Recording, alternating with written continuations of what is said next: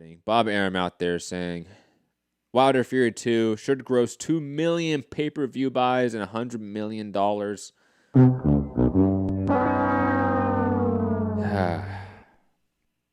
I mean, I made the point on social media that if ESPN had not hid Tyson Fury on ESPN Plus, had not fed him no names that no one cared about, actually promoted him better, even though they promoted him like crazy, but they kind of promote him in a piss poor, half measure way. Maybe they hit 1.5 million. Maybe.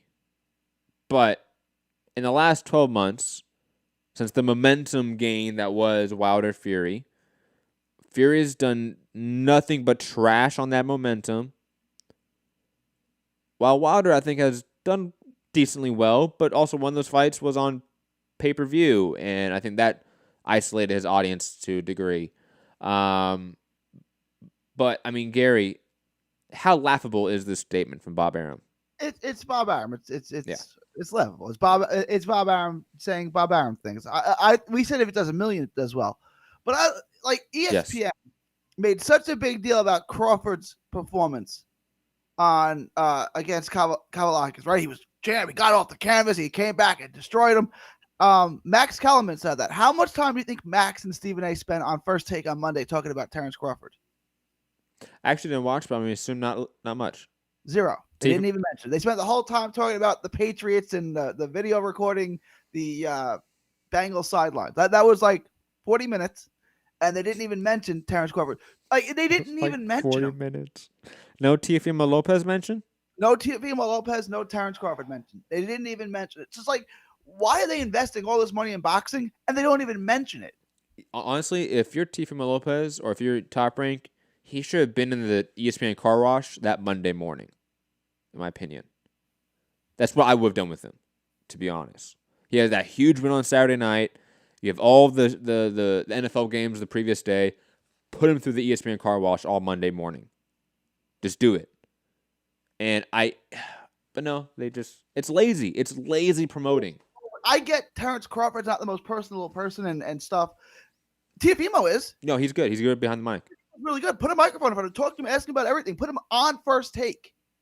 Have him bring his belt on. Have him on First Take. Chop it up with him. He's the future of Top Rank boxing. Him, Shakur Stevenson, and a couple other guys, right? Like Crawford and Loma are already in their 30s. So, I mean, they're on the wrong side of 30. Their careers are now and in the immediate future. Teofimo, Shakur Stevenson, those guys have a decade or more left. Like, make them household names, not to boxing fans, but to sports fans. Yes. The audience should know who Shakur Stevenson and Teofimo Lopez is, period. And they don't. They don't.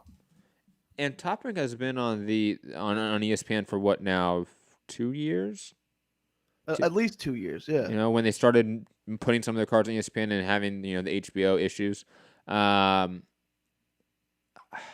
In that time, you've had 2 years of promoting Shakur Stevenson, Michael Conlon, even to a degree, right? Teofimo Lopez.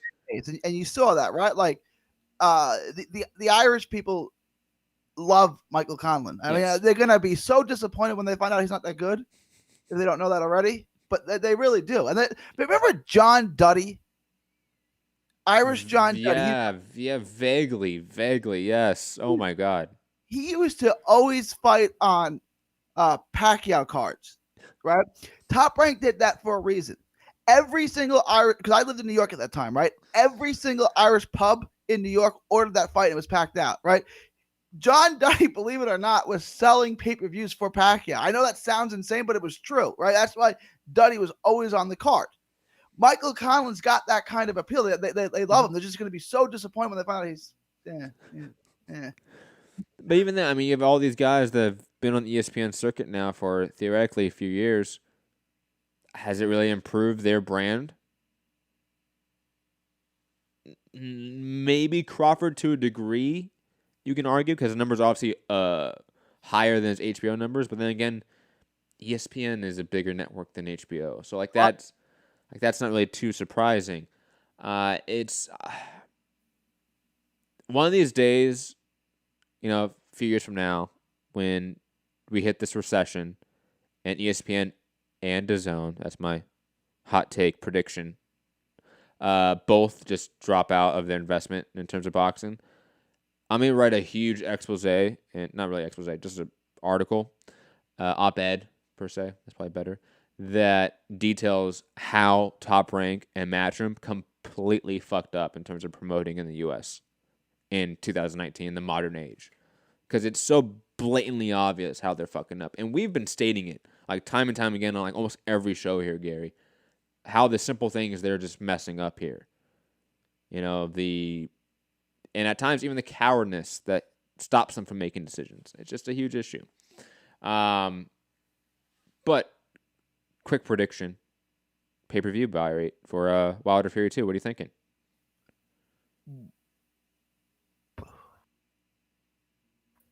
$850. You're way too high. I am, right? Way too high. 500,000. You don't think this WWE thing put Fury in now? Another sphere? No. Maybe, but you're gonna have two. It's gonna do what you said. 5 is what you said. Yeah, it's a 5. So that's a significant increase from the first one. It is. I think Fury's a bigger star now, and I think you're gonna have two people promote it. You're gonna have both sides promoting the fight, right? Allegedly. 850 is probably too high. I'm gonna go 700. I think it does better than what you think it's gonna do. I think both guys are better known quantities now. I'll be honest. There's been a lot of these pay-per-views recently that we have been. What's the right term? Not overhyping, but we've been thinking the number's gonna be a lot higher than what it is.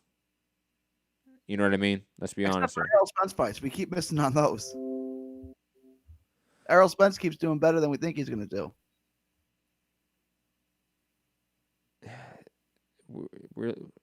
People. I want to make it very clear. Even though we're talking a lot about DAZN here, because it was kind of a DAZN topic at the beginning of the show, the issue of, let's say, the economics of the industry is industry-wide, and we even said that. Okay? It's just that DAZN is more at fault for some of these issues than other entities. If you look at how much they're overpaying people. It's simply that, let's be honest. Moving on.